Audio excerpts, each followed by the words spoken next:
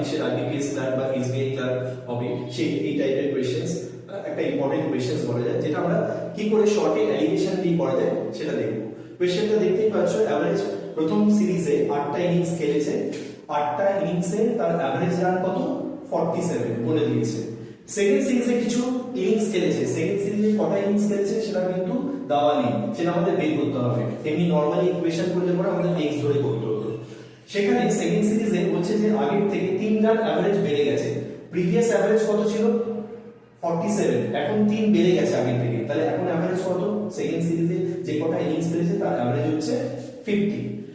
এখন সেকেন্ড সিরিজে খেলার পর তার ওভারঅল অ্যাভারেজ কত হয়েছে, ওভারঅল অ্যাভারেজ বলে দিয়েছে 48। অ্যালিগেশন বলে এই দুটোর মধ্যে যে ডিফারেন্স ডায়াগোনালি ক্রস করে এখানে দুটোর মধ্যে ডিফারেন্স কত 2, এই দুটোর মধ্যে ডিফারেন্স কত 1, তাহলে রেশিওটা কত হলো 2:1।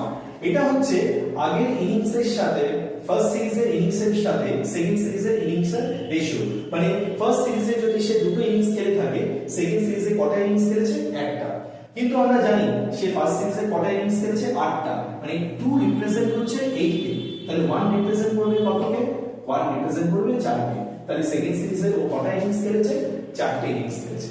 এরকম আরো সেম টাইপের কোশ্চেনস যদি তোমরা পেতে চাও তাহলে আমাদের কমেন্ট বক্সে জানাও। Thank you.